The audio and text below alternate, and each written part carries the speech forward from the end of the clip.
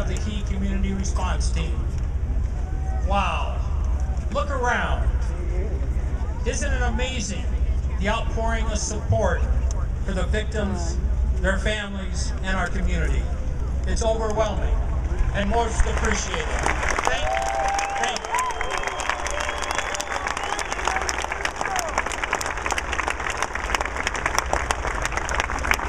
I would like to start by thanking the Aurora Symphony Brass Quintet and the Hope Baptist Church for their heavenly music and voices. We appreciate it with a round of applause. Thank you.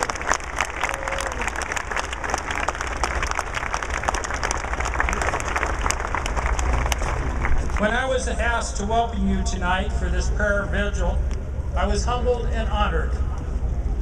Aurora is made up of a coat of many colors, reflecting or mirroring its diverse and unique population, where over 50 languages are spoken. We must appreciate and accept the various ways individuals will grieve, cope, pray, and heal with regard to this tragedy within our community. With that, each of us assisting, supporting, caring, and loving one another, our Aurora will be a model city on how to absorb and overcome a terrible and unexpected tragedy. Where there was once chaos, because of a united us, there will be calm again. Like you have probably experienced since Friday, I have received several calls from friends and loved ones from all over the United States and Europe, expressing concern, support, prayers, and best wishes for our great community and our grieving citizens. One friend reminded me that Aurora was an all-American city and that we were stunned that the tragedy was happening within our community. I thought, yes, Aurora is still an all-American city.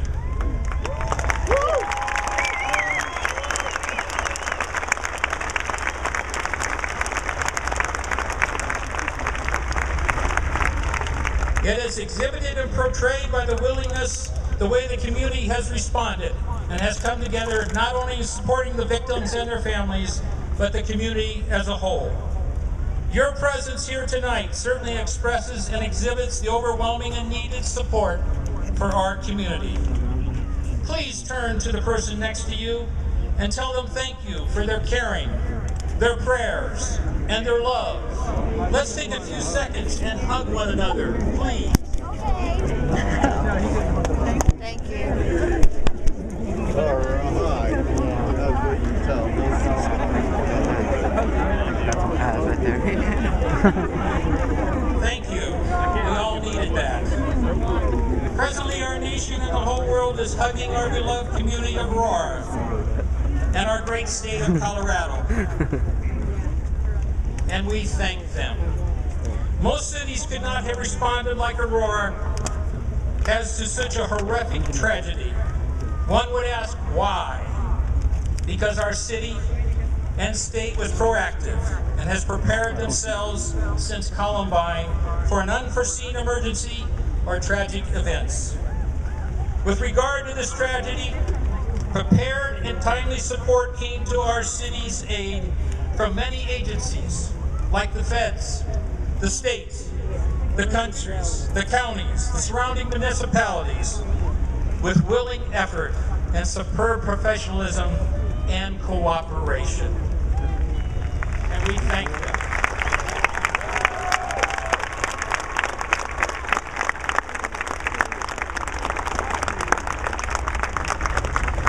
Additionally, our community experienced further support not only from our well-trained and professional early responders, like our excellent police and fire personnel, but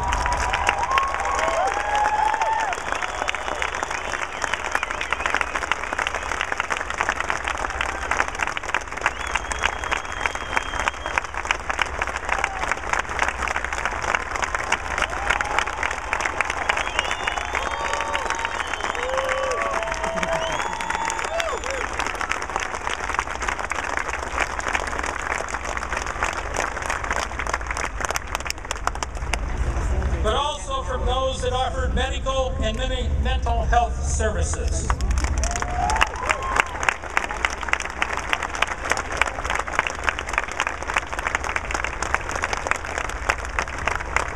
Those who extended facility use and much needed charity, the merchants and vendors who gave their services, food, and drink willingly.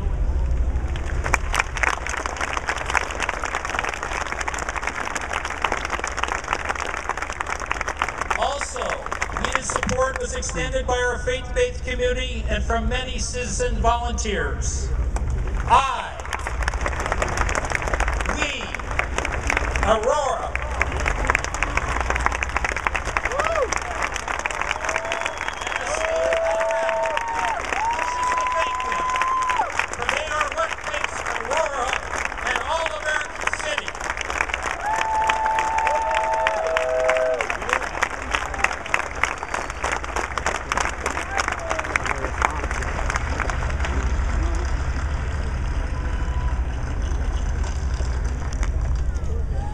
I want the nation to remember Aurora, not for this tragic event, but for the way Aurora as a city united responded to this tragedy.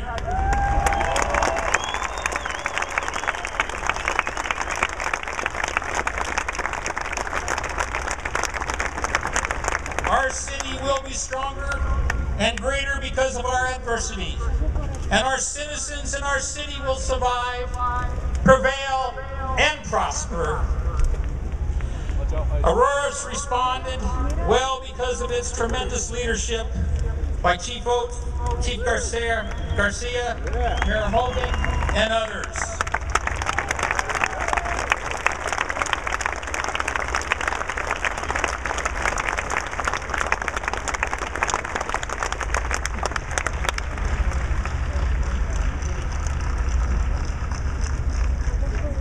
By its well-trained and conscientious service providers, and most importantly, by our concerned, caring, and supporting citizens like all of you here tonight.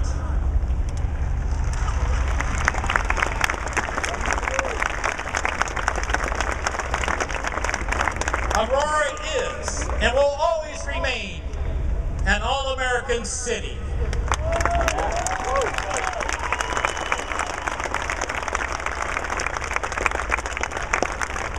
Your presence here tonight is most appreciated and welcome because it helps to start the healing process for our American city of Aurora and for our great state of Colorado. Let the healing process begin.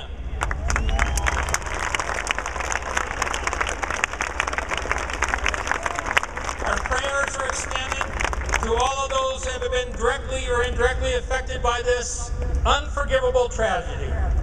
May God bless them, embrace them, and may we be with us all during this time of adversity, reflection, and healing. May His grace bless us. May peace and tranquility prevail among us all as we go forth from this evening. Thank you all.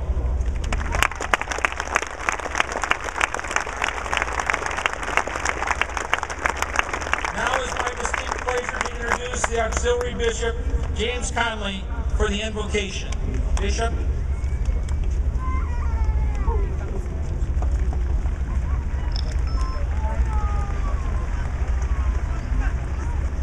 Mayor Hogan, members of the City Council of Aurora, esteemed clergy, my brothers and sisters. Tonight we come together to pray and to be with one another. Some of us are survivors, family members, or friends of those who suffered through this senseless and evil act of violence which took place early Friday morning. All of us in this local community were affected by what happened here on Friday, and we will never be the same. This senseless and evil act of violence has left many of us wondering how and why this could happen.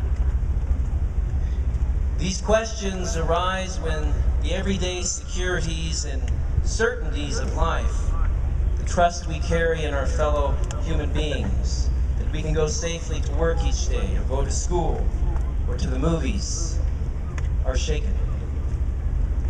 It's natural for us to wonder, why does this kind of suffering happen? And what does it really mean?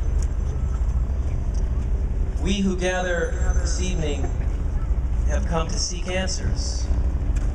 Not the answers that the commentators on television might provide, but answers to the real questions that leave us feeling insecure and fearful.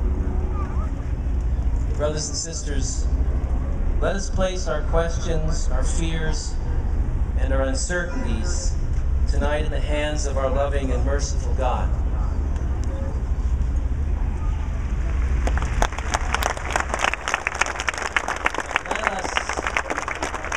Let us trust,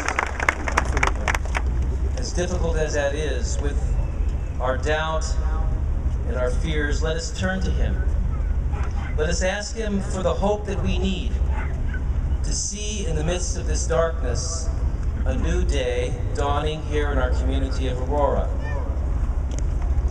In the wake of a tragedy like this, the conversation often turns to moving on, to getting back to our daily lives. But the gospel speaks comforting words in this time of sorrow and tells us very clearly, "Blessed are those who mourn, for they shall be comforted." And thank you for the banner in the back. Angels walk with those who weep.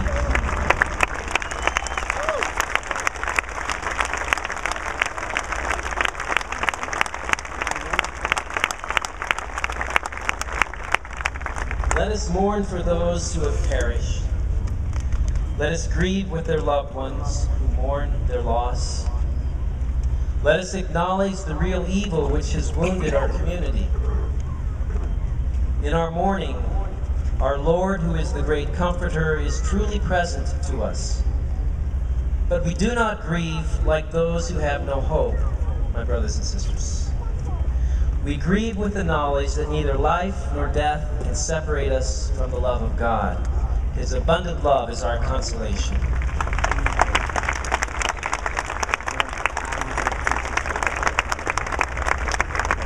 And so we return to our lives. Let us see in this tragedy a reminder that our lives are fleeting and that they're a precious gift. They are a gift from God, a grace, and they are given to us to glorify God, both in the short time that we have on earth and forever in eternity in heaven. And let us glorify God in our love for Him. And let us glorify God in our love for one another. And let us glorify God by responding to all violence with peace and to all evil with love.